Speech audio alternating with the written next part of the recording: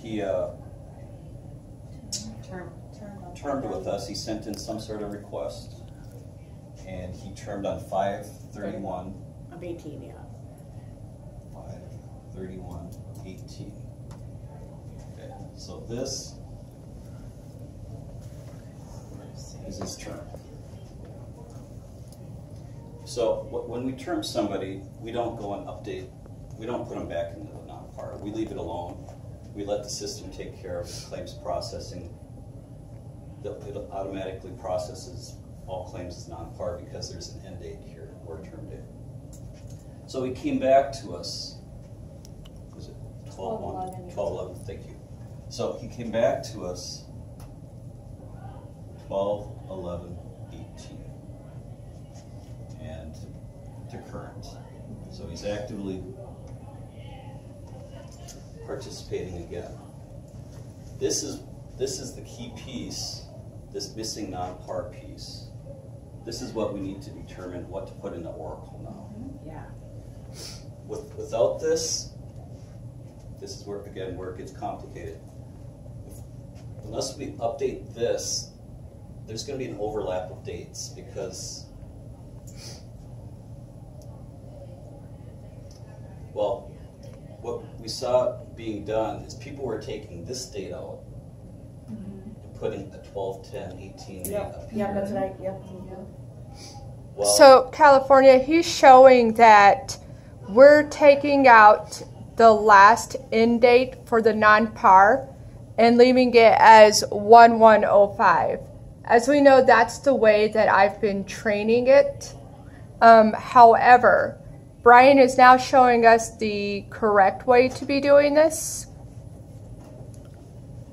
so again, Yeah, that was my understanding, that we leave the date, the 1/1/2005. So what should it be now? So he's walking us through the next step of this. so Okay.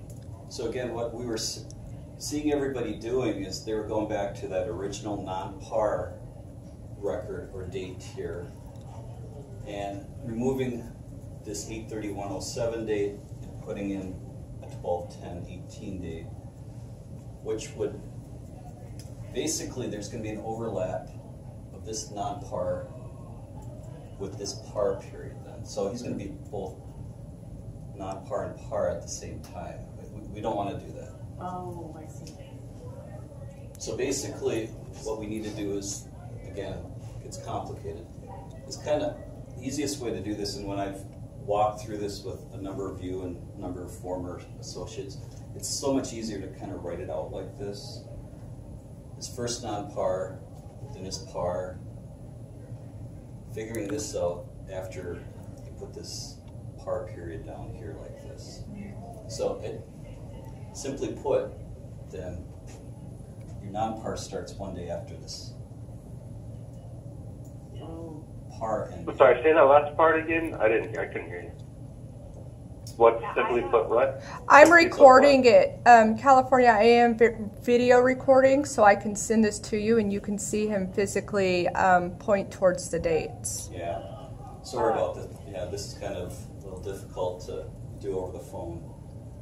Makes sense, though. So again, you're just filling in the gap between this par period and this par period, putting the start date of this non-par one day after 6/1/18 to one day prior to the start of this next line.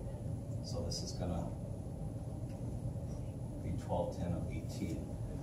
So if you start from way up here and work your way all the way down, there is no overlap.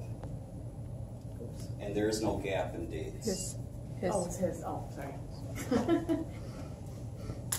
I have a question, but I understand how we do the dates, but the other date, I don't know what screen that's called, but